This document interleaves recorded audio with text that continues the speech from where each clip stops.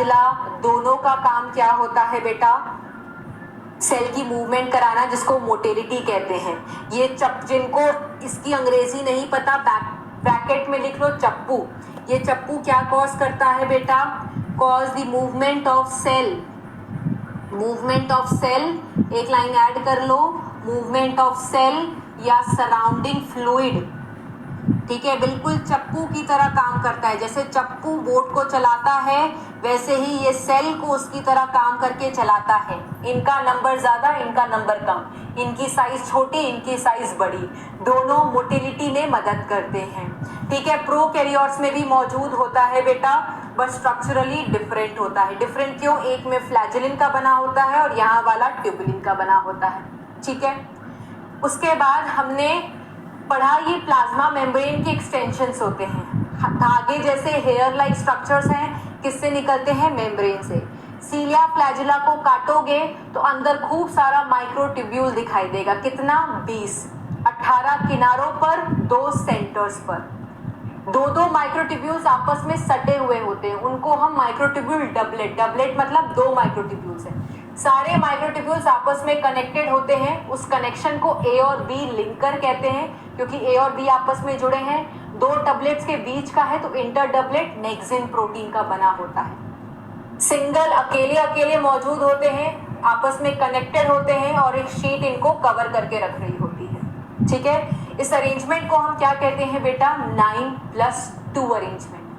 Dynein arm के पास ATP होती है, जिसको तोड़ करके वो सीलिया फ्लैजिला को एनर्जी प्रोवाइड करता है, जिससे वो चप्पू को चलाने में एनर्जी चाहिए ना, तो सेल की मूवमेंट कराता है। ठीक है, प्लाज्मा मेम्ब्रेन के एक्सटेंशंस होते हैं, तो देखो कवर्ड बाय प्लाज्मा मेम्ब्रेन, इसलिए प्लाज्मा मेम्ब्रेन बनी हुई है। जो अंदर जो भी आपको हिस्सा इंटरनली दिखाई दे रहा है उसको एक्सोनिम कहते हैं। ठीक है, उसके बाद हमने सेंट्रोसोम सेंट्रियोल पढ़ा था। ये आप देख सकते हो सेल के साइटोप्लाज्म में ये एक मास जैसा जो स्ट्रक्चर दिखाई दे रहा है, इसको सेंट्रोसोम कहते हैं, जिसमें 2 सिलेंड्रिकल स्ट्रक्चर ट्यूब्यूल जैसे सेंट्रियोल्स होते हैं। 90 डिग्री पर अरेंज्ड होते हैं परपेंडिकुलर। ये आपको एनिमल सेल्स में दिखाएंगे, लोअर प्लांट्स में भी दिखते हैं। ठीक है, काम होता है सेल डिवीजन में मदद करना। कैसे? ये स्पिंडल फाइबर्स बनाते हैं, जिनके बारे में आप नेक्स्ट चैप्टर में पढ़ोगे। और बेसल बॉडी भी बेटा इनसे ही निकलता है, सीलिया फ्लैजिला का। ठीक है, इनको काट पीट करके देखोगे तो डिफरेंस ये है कि यहाँ पर सेंटर में कुछ नहीं होता, 3-3 माइक्रोट्यूब्यूल एक साथ इकट्ठा हो जाते हैं, ट्रिपलेट्स कहते हैं। 9 ट्रिपलेट्स हैं तो टोटल नंबर ऑफ माइक्रोट्यूब्यूल कितना आएगा? 27। बीच में कोई नहीं होता, इसलिए अरेंजमेंट को 9+0 कहते हैं। कार्ट व्हील जैसा दिखाई दे रहा है तो कार्ट व्हील लाइक अरेंजमेंट कहते हैं। ठीक है,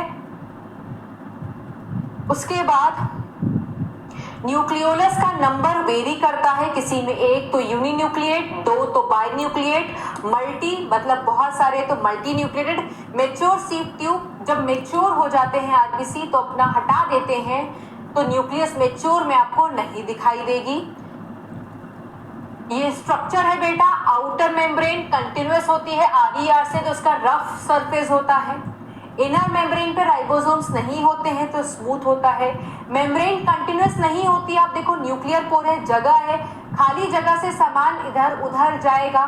2 मेम्ब्रेन के बीच की स्पेस है जिसको पेरीन्यूक्लियर स्पेस कहते हैं। अंदर का जो स्पेस है that space is called as nucleoplasm. इसी न्यूक्लियोप्लाज्म में तुम्हें दिखाई देता है डीएनए का एक रूप, क्रोमैटिन। ये जहां पर डीएनए ज्यादा होता है बेटा उस हिस्से को न्यूक्लियोलस कहते हैं, जो अगेन नॉन मेम्ब्रेनस होती है। इस वाले हिस्से में राइबोसोमल आरएनए बनते हैं, इस वाले हिस्से में एमआरएनए बनते हैं। आपको क्रोमैटिन दिखाई दे रहा है, क्रोमोसोम नहीं, क्योंकि क्रोमोसोम तभी बनता है जब सेल डिवाइड करे, जब न्यूक्लियस डिवाइड करे। क्योंकि ये न्यूक्लियस डिवाइड नहीं कर रहा, नॉन डिवाइडिंग न्यूक्लियस है, और ऐसे नॉन डिवाइडिंग न्यूक्लियस को हम कहते हैं इंटरफेज वाला न्यूक्लियस। इंटरफेज जो शब्द है बेटा, ये भी आप नेक्स्ट चैप्टर में आपको सुनने को मिलेगा। ठीक है, सो आज की क्लास कैसी लगी आपको? फटाफट